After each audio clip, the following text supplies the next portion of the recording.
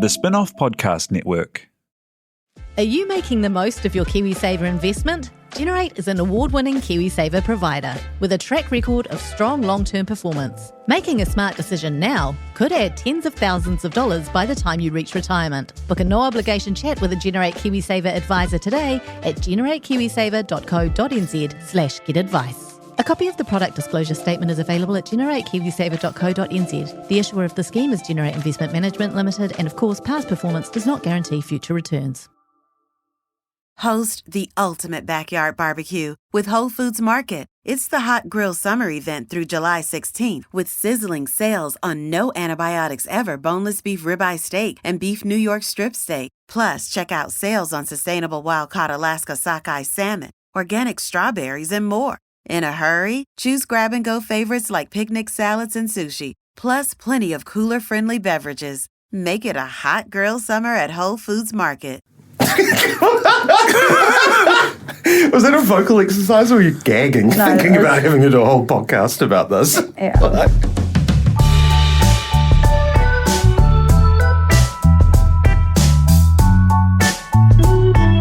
Tēnā koutou katoa, no mai haere mai. This is Gone By Lunchtime. My name is Toby Manhire. With me today, I'm happy to announce I've got Ben Thomas here, Annabelle Lee Mather here, and making this all work and sound exquisite, Te Ahe Butler, kia ora tātou. Thanks a lot to members. What? Oh, no, go on. Do you want to interrupt me? No, sorry. He was just going to say kia ora. I was just going to say, let's just kick the bloated dead horse one more time. And we can do like a cold open where it's like, oh, we've got Christopher Luxon here. And I'm like, no, it's just me, Ben Thomas, another bald white man. And then we can insert a laugh track and then it will be done forever. Yeah, I like it. Let's do that. Should we go from the top? So we're going to pretend to do a joke about white bald men. No, it was a terrible idea. Let's move on. Thank the members. My only question, I do not think we should get into the white bald men, that trope. I think has been done. However, I would like to know whether or not his face works upside down. Whether or not...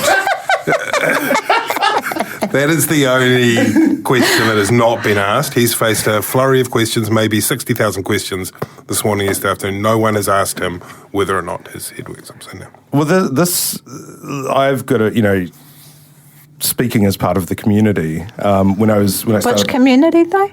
The participants in White Bald Summer. Oh, yeah.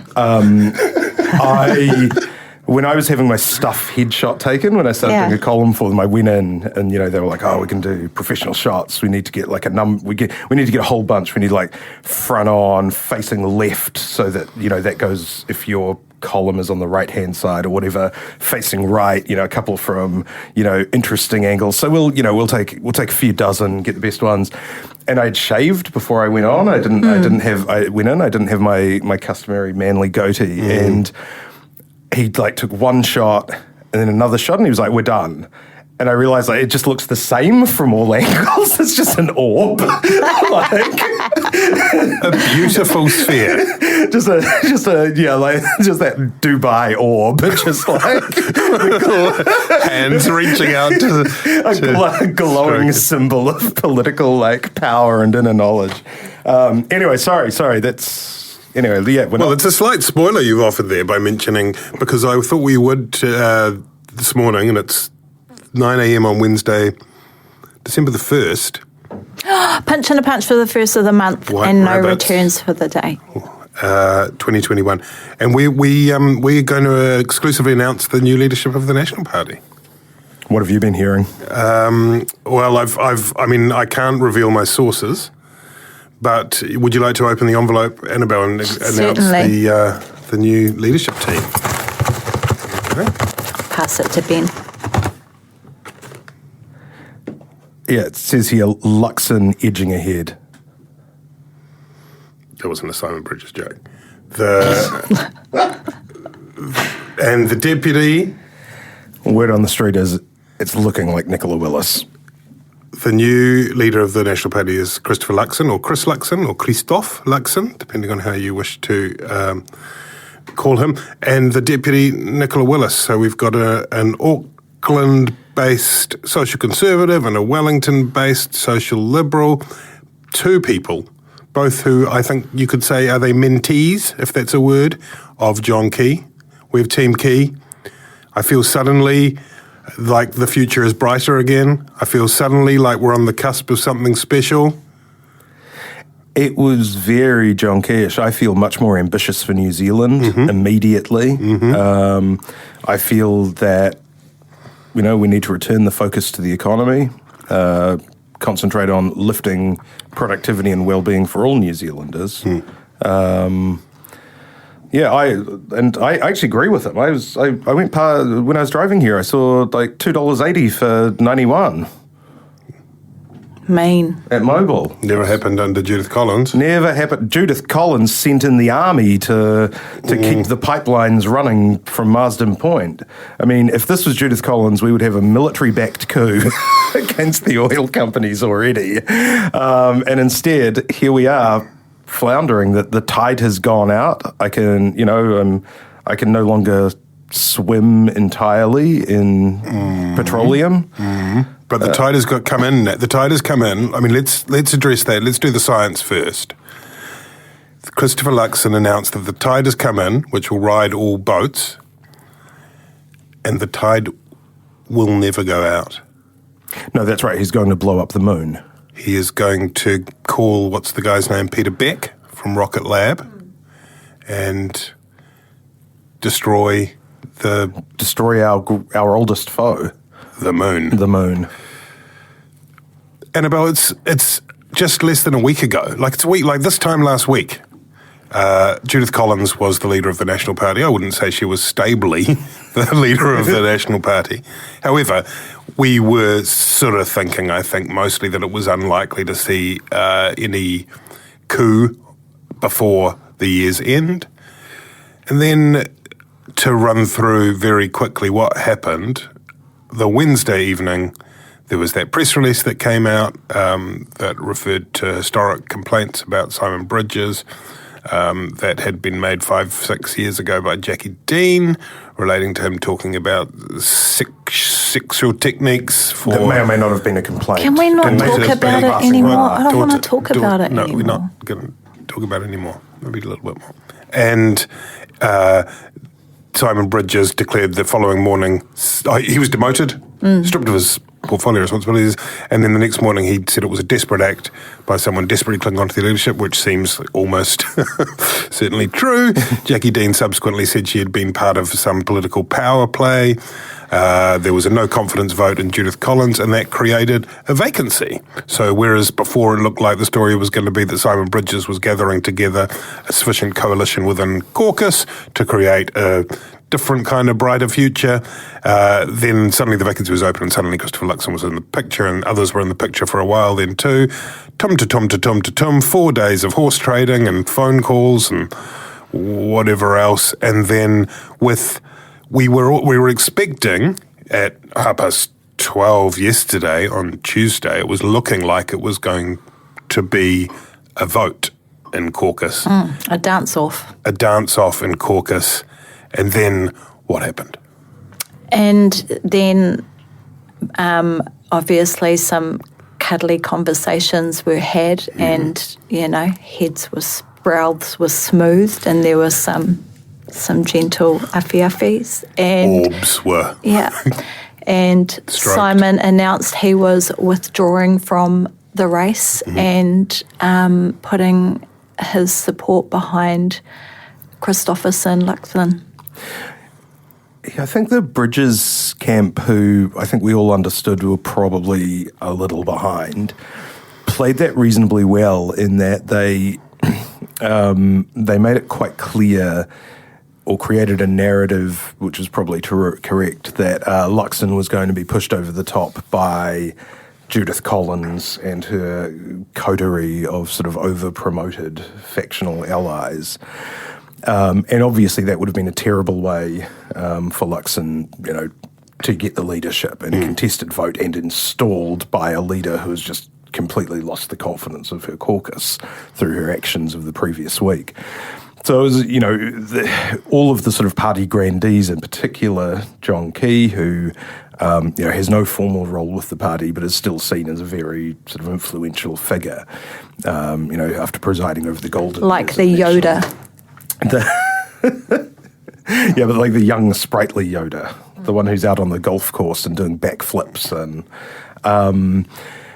and so the pressure was always on both of them to reach an accommodation. Bridges plays these situations quite well. He did it when he sort of stood for the deputy position back in after English, after Key resigned. He uses these situations as pretty strongly to bargain, and he did it again here. So you'd expect that he'll take up the finance portfolio or something. But more importantly for the Nats, they have this show of unity. It doesn't look like desperately sort of scrambling Yertle the turtle like over the next contender to sort of reach the top.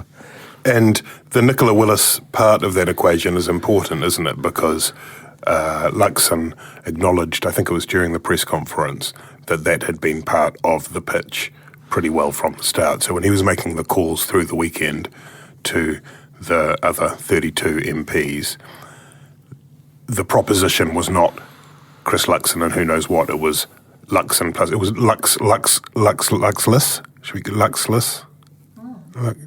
Luxless. No. And so it squared off the two... Chrysilla Luxless. We'll come back to you on that. It was an important way of showing that, because while we talk about if you want to talk about the Luxon camp or the Bridges camp, the diagrams aren't perfect. There's the Bridges camp as it had developed in recent times included a lot of people who you would have put in the social liberal side of the National Party, and it's a bit of a kind of, the Venn diagram is a complex one. I'm sure you've got it drawn up in your attic somewhere, Ben. Yeah, I think my old boss Chris Finlayson and David Carter, the former speaker, were both quoted by Henry Cook in a good piece. They've both been quite good and funny in recent days. Good value. Yeah, there's just, forget Jim Bolger. You don't want former politicians coming in and weighing in on what the social direction and policy should be, because it's like you had your chance, right? You want them to come in off the top rope on their former colleagues and just fillet with abandon. And as they pointed out, these factional disputes, they're not with the sort of broad exception of, you would say there are some quite fundamentalist sort of Christian social conservatives in National. Luxon's actually not part of that group, but, as a faction. And then you've got the urban liberals, right, which is, Willis, Stanford, Bishop, probably Grigg. But outside of that, it's mostly just personalities. It's mostly just who likes who feels hard done by who feels aggrieved by this person. And you sort of see that, Judith Collins's faction, such as it is, was basically just sort of the scraps of people who didn't belong to any other kind of group and were sort of taken in like that vagrant sort of shoplifting child army in Les Mis. And but so that makes it actually more important to sort of heal all of those wounds. Possibly with the exception of Collins herself. Little surprised by Luxon's sort of seeming undertaking to kind of put her to work, I think he said.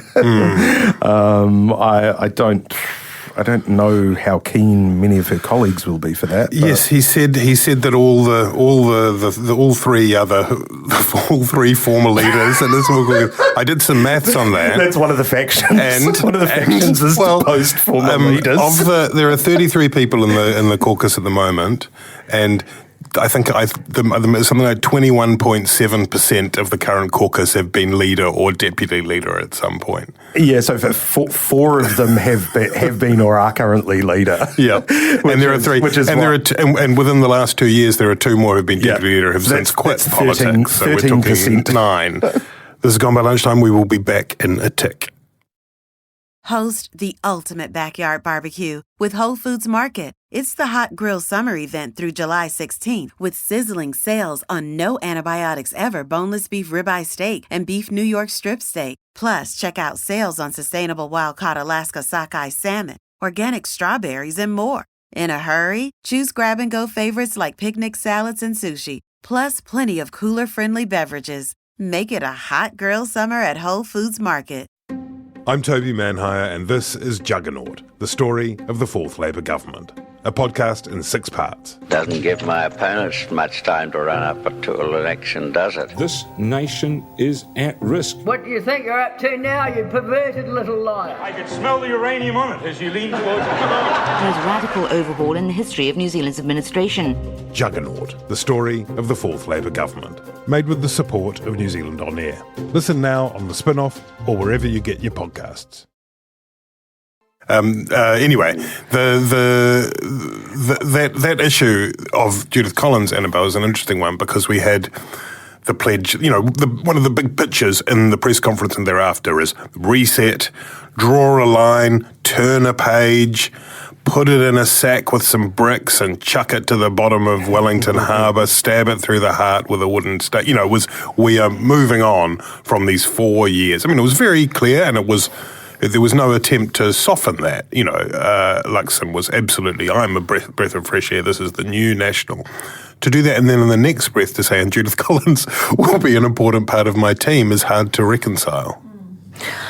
It's a tough one, because with all the various leadership rollovers, their senior MPs who have supported or mentored the coups, have been demoted and ultimately lost along the way, which has led to a paucity of experienced MPs and why someone who's only a year into the job can become leader. So I kind of get why. I understand the what he's trying to achieve in terms of giving her something and most importantly, keeping her busy so that, what's that saying, idle hands make work for Judith or something, I don't know. So I kind of get where he's coming from, and I think there's other MPs that you could do that with, like a Muller and whatever.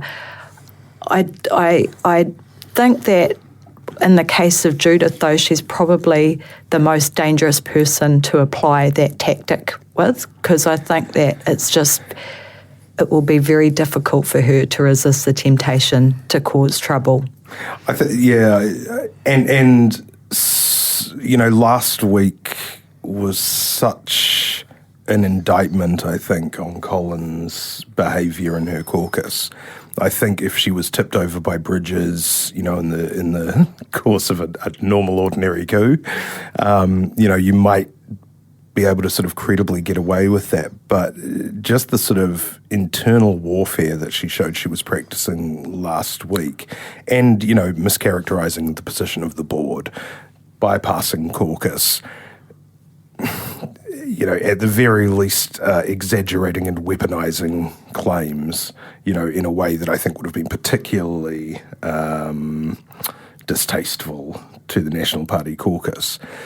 And, not to mention whatever Jackie Dean, she said she was sort of caught up in a power play. She didn't mean for it to play out like that. But at the same time, that and also the board's statement about clarifying what their actual position were, they came out after Judith Collins was rolled. If Bridges hadn't called her bluff, both of them would have gone along with being railroaded by Collins. And, well, we can only assume. There's no indication they wouldn't have. And it just... it seems like to say that you're moving on from that, as Luxon has, sort of seems the same as like in Scream 2, where Sydney has moved on and is living in a ranch, but the murders still happen. They keep coming. It doesn't matter how far you move. You mentioned David Carter a moment ago, or we were talking about David Carter, and he was on the radio, I think it was perhaps this morning or yesterday, and he was talking about how he, in the episode with the board elections where he attempted to take the chair position, he said that after that episode, he no longer trusted Judith Collins. And I think that's the key word. In all of that, we might get carried away with the kind of scheming and the plotting and the misrepresenting. Actually, it's trust, right? And if you feel it's hard to see arguments for trusting Judith Collins no matter where she is in your caucus. And how is that workable? Yeah, I think that's right. So one of the things that's been floated around and, that was being floated around in the ether, and I don't know whether it was a false flag operation by the Bridges camp, was that... Well, I think, I know what you're about to say, but I also think just by the way that whole idea that she basically ticks the boxes on the voting forms of 5 people and they're just automatons is also over-egged. But carry on. Yeah, I think is the thing you're about to say. Yeah, I think that's right. And, there's this idea that she's been promised Speaker, which would be an impossible promise to make because if National somehow gets into government in 2023, which certainly is looking more likely now than at any point in the last 2 years, or a year and a half, is that they'll need ACT, and they'll need ACT's votes for whoever the Speaker is, or they'll need Labour's votes. Labour might actually vote for Judith Collins to be Speaker because in the tradition of Lockwood Smith being a fair and even-handed Speaker who held the government to account, Labour would probably like a Speaker who, to a person, absolutely despised every government minister. I don't find that particularly credible, but that's the only kind of promise that would sort of have enough of a kind of payoff, becoming Dame Judith after her term of service, controlling Parliament and its standards, which, she might actually be quite good at.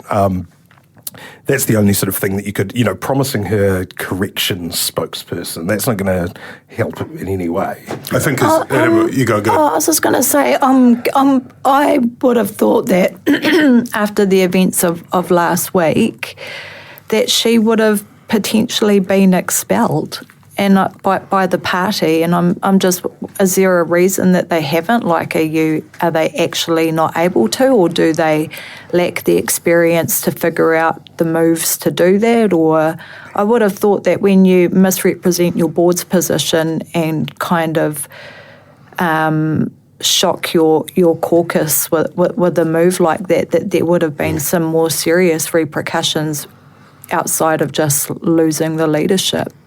Yeah, I think that would have been the expected course of action. I think, if we think there is a big Luxon camp and a big Bridges camp, I think that's something they probably could have both agreed on. So seems like it's probably, a captain's call from Luxon that he's going to say that he's saying, I'm the CE, my job is to get the best out of my people.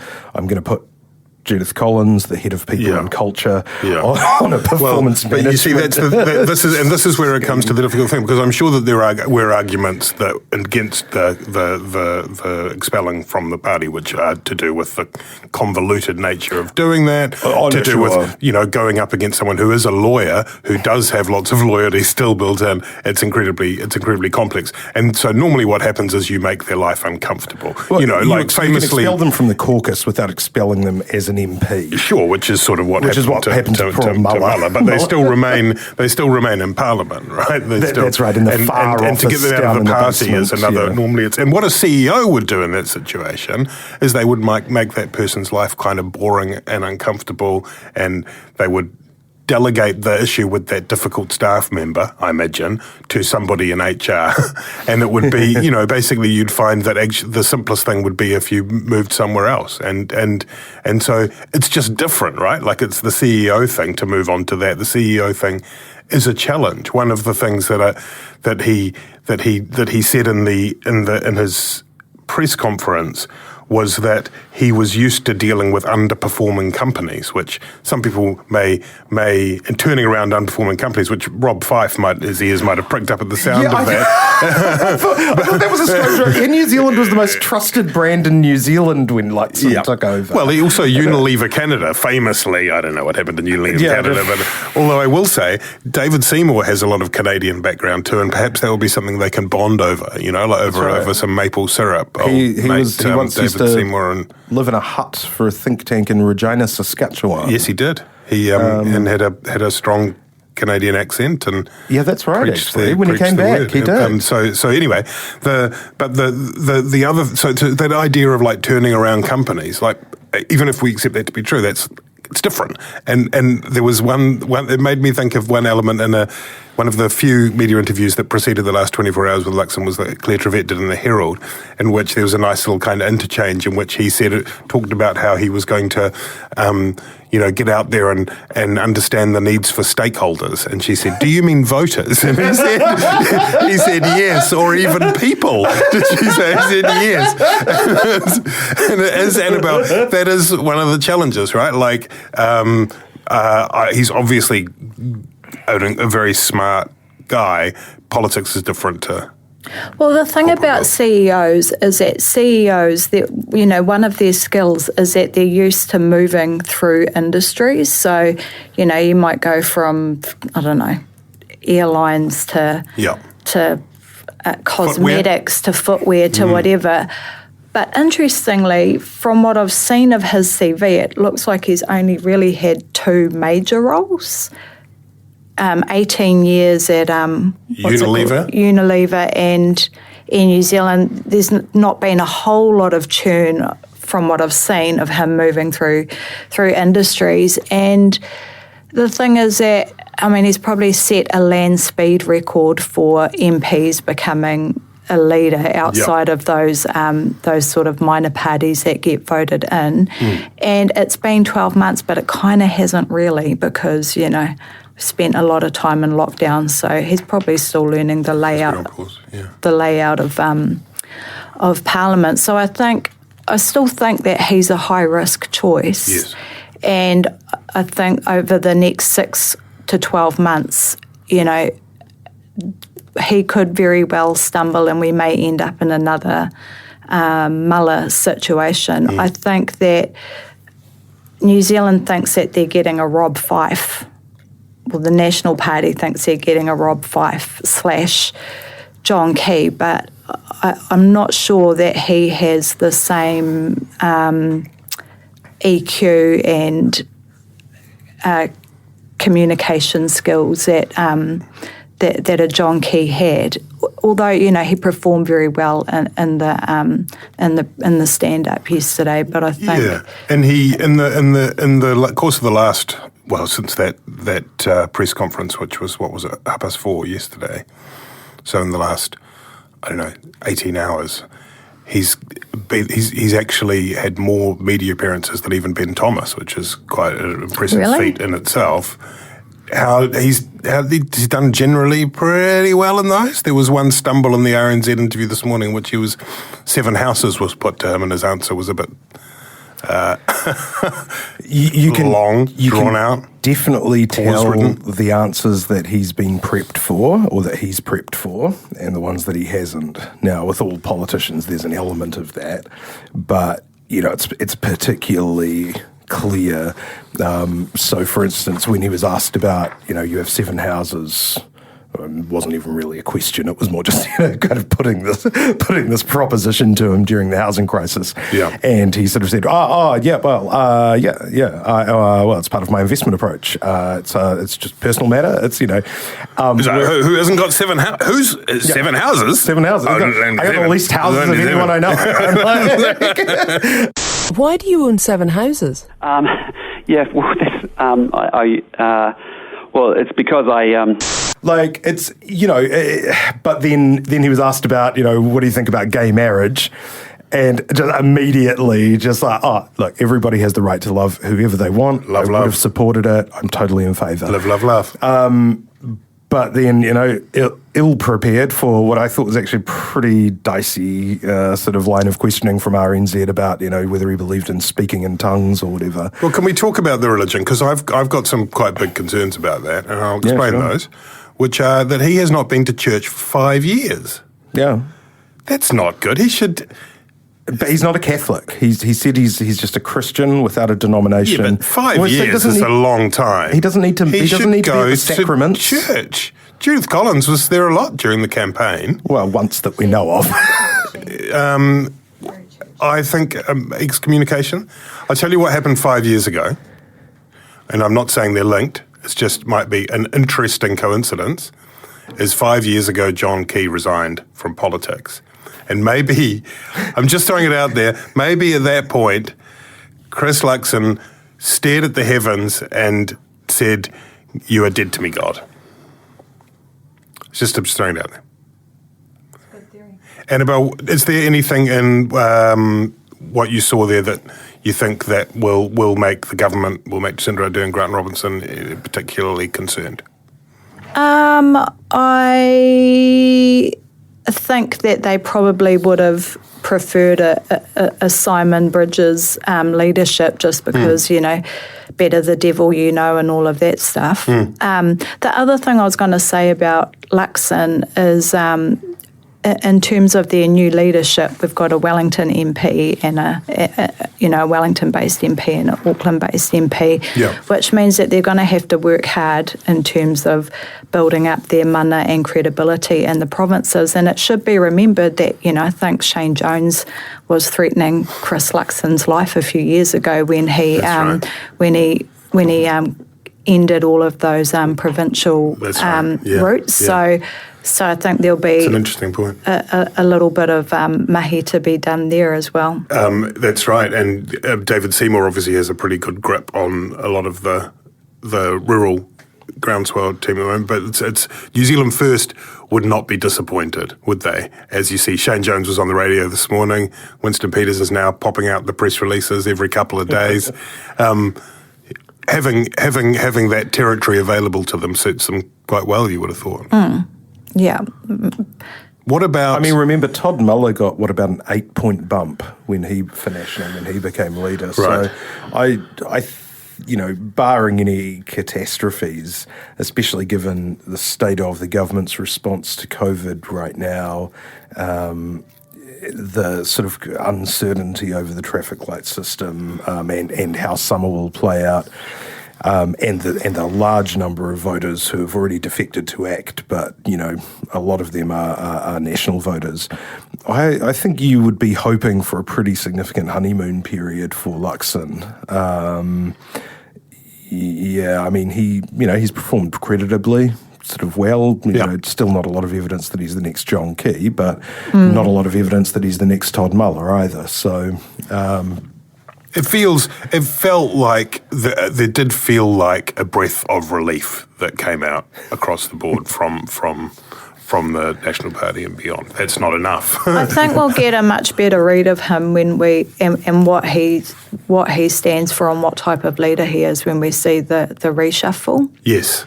Which will and where probably come in the next few days. Yep, yes. And then a little bit of Parliament to go, and then the summer break, and then into the kind of that start of the year stuff, including Waitangi. It'd be interesting to see how, again, he's sort of playing a careful line and he's sort of trying to push some of that debate demanding here, pua, dog whistling stuff gently to one side, but trying to navigate that path will be interesting, and we'll see that in the months to come, right? And maybe Ben might book him on Dancing with the Stars, and that will help with the profile and relatability, Tanga. Well, look, congratulations to Chris Luxon and Christopher Luxon and Nicola Willis. Actually, can we just do a little brief thing? Oh. It is interesting. He does seem to have migrated more towards Chris Luxon as he's gotten closer to the leadership. he used to be quite sort of set on Christopher Luxon, yes. I understand. But now, as he's become more relatable, closer to the stakeholders of the ordinary stakeholders of New Zealand. The stakeholder audit of 5 million. Hardworking, ordinary stakeholders. He's migrated towards Chris, which is interesting. There was that little tete-a-tete yesterday about, I think Bridges had booked the lower legislative chamber and Luxon had booked the banquet hall and the Beehive for their respective putative victory announcements. And, that's a little bit interesting on a symbolic level. That's clearly Luxon doesn't want to be in the sort of fusty, old, musty kind of red carpeted. Also, that's the room that has had in the last 10 minutes Todd Muller and Judith Collins rolling in to give their press conferences. I mean, it is definitely haunted. We can do it in 30 minutes if Nicola can burn some sage in there first. Yeah. But but the banquet hall is, it's a bit sleeker. It looks a bit more like a sort of corporate presentation kind of area. It's got that contemporary modern architecture of the Beehive. No, but I mean, it does actually look pretty cool inside. That's where Jacinda Ardern did a big traffic light announcement, by the way. That's right. Yeah, rather than the sort of, musty old... imported Westminster carpets. Yeah, 4 inches, 2 inches of which are dust carpets. Yeah. And so, I think he definitely wants to get it a bit more of a boardroom feel. That was it. Is that it? Chris Luxon. Okay. Luxon. Right, he's carefree. Good. Yes, well, he's congratulations. Carefree and casual, and he's a bit corporate and sleek. We've got to go. Let's just touch briefly, because we would in other circumstances be talking at much more considerable length on the traffic light system kicks in at midnight tomorrow, and it's interesting times, Annabelle, that all the different announcements. I think there's still quite a lot of confusion, vaccine certificates coming in. And then a few weeks later, we have the Auckland border opening, which creates all sorts of possibilities, including concerns from people in particular parts of the country, to the north and east especially, about whether or not there's maybe virus arriving to vulnerable communities. Give me your take on this change in the COVID response? I think a lot of people are just a bit discombobulated about it, and when you line up the different traffic lights against each other, in some instances it's a little bit hard to pick what the differences are. I know that there's concern among some of those remote Māori communities about Aucklanders still being able to travel, and what that's going to mean for their health services and local people. So, but at the same time, I think that it does provide some buffer for them. But I mean, Māori are now 45% of COVID infections. Which is really concerning. And the two men who died at home were both Māori, in a quite kind of chilling report that came out a couple of days ago. Yeah, so I think, will Māori think it goes far enough? Highly unlikely. And of course, will Aucklanders be upset that they may not get to go to Rhythm and Vines? Kinda. Have you been booked for Rhythm and Vines this year, Ben? No. My proposal to do a TikTok dance with Ashley Bloomfield to promote mask use has gone unreplied to. But you'll still be doing that at the Jacinda Clark wedding, if asked. Yeah, I mean, currently just in Mount Eden Countdown's car park. But also available for National Party functions if they want somebody who might be Christopher Luxon in the.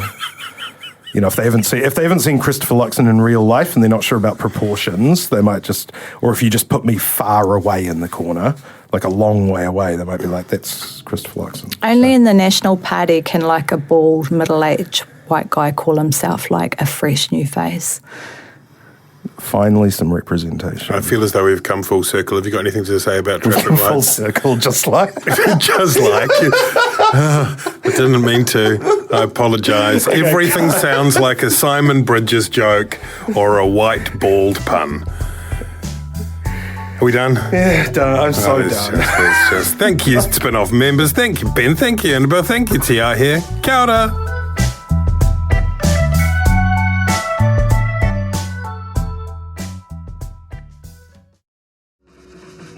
Are you curious about how business can be better? I'm Simon Pound, and I host Business is Boring, a podcast where I kōrero with some of the most interesting people in entrepreneurship, commerce, and making things happen. Tune in to Business is Boring every Tuesday, brought to you by the Spinoff Podcast Network in partnership with Spark Business Lab. Do you find it hard staying optimistic with all the financial news in the media? I'm Bernard Hickey, and on my podcast, When the Facts Change, I'm here to help you navigate the ever-changing landscape of economics in Aotearoa. So join the conversation every Friday on When the Facts Change, brought to you by the Spinoff Podcast Network in partnership with KiwiBet. The Spinoff Podcast Network.